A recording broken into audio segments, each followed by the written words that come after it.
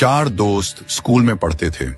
एक दिन उन्होंने फैसला किया कि वे रेस्टोरेंट जाएंगे, साथ में बैठकर खाना खाएंगे और बातें करेंगे।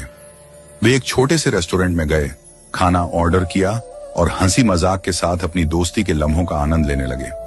बातों बातों में उन्होंने एक निर्णय लिया। आज के बाद वे ठीक 40 साल बाद इसी जगह मिलेंगे।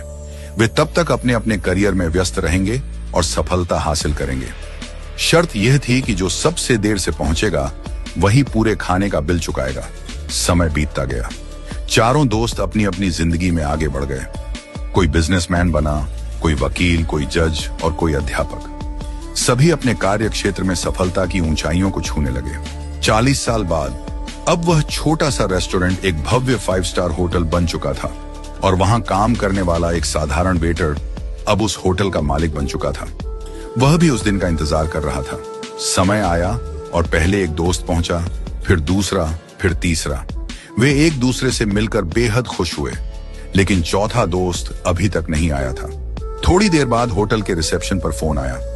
होटल मालिक ने फोन उठाया और कहा, आपके चौथे मित्र ने कहा है कि आप लोग खाना शुरू कर दीजिए, वह बस आने ही वाले हैं। तीनों ने सोचा कि शायद वह किसी काम में फंस गया होगा और सबसे देर से आने वाला वही होगा। उन्होंने भोजन किया, पुरानी यादें ताजा की, अपनी अपनी जिंदगी के अनुभव बांटे। काफी देर बीत गई, लेकिन चौथा दोस्त नहीं आया। जब बिल मंगवाने का समय आया तो होटल मालिक ने कहा, बिल पहले ही चुका दिया गया है। तीनों हैरान हुए। किसने? होटल मालिक ने जवाब दिया, आपके मित्र ने। थोड़ी देर बाद जब वे जाने लगे तभी होटल के बाहर एक सरकारी गाड़ी आकर रुकी। गाड़ी से शहर के कलेक्टर उतरे। कलेक्टर ने तीनों दोस्तों के पैर छुए और कहा, अंकल नमस्ते। तीनों हैरान रह गए। ये कौन है और हमारे पैर क्यों छू रहा है? कलेक्टर ने नम आंखों से कहा, मैं आपके चौथे मित्र का बेटा हूं। तीनों अवाक रह गए।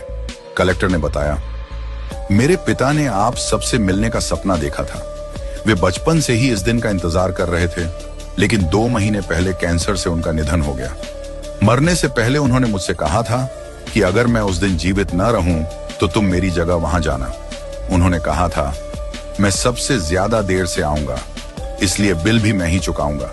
ये सुनकर तीनों दोस्तों की आंखें भर आईं।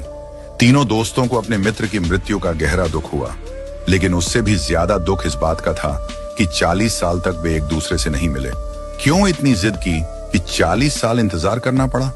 क्या फायदा ऐसी शर्त का जो दोस्ती से ज्यादा महत्वपूर्ण हो गई? आज हम भी अपनी जिंदगी में यही गलती कर रहे हैं। हम अपने परिवार, रिश्तेदारों और दोस्तों से मिलने का समय नहीं निकालते। हम अपने माता पिता से दूर रहकर जीवन की भागदौड़ में इतने व्यस्त हो जाते हैं कि जब हम वापस लौटते हैं तब तक बहुत देर हो चुकी होती है। जब वे दुनिया से चले जाते हैं तो हमें अफसोस होता है, काश हमने उन्हें समय दिया होता। हमारे पास धन दौलत, ऐशो आराम, गाड़ियां और बंगले हो सकते हैं, लेकिन अगर हमारे पास अपने लोगों के लिए समय नहीं है तो हमारे पास कुछ भी नहीं है। भगवान श्री कृष्ण कहते हैं, वसुधैव कुटुंबकम, यानी पूरी दुनिया एक परिवार है। इसलिए पैसा कमाने से ज्यादा रिश्ते कमाने पर ध्यान दें। जो वक्त बीत जाता है वह कभी वापस नहीं आता। वक्त का दान सबसे बड़ा दान है। आज ही अपने प्रियजनों से मिलें, बात करें, उनके साथ समय बिताएं, क्योंकि जो प्यार, जो अपनापन आज है वह कल हो भी सकता है और नहीं भी।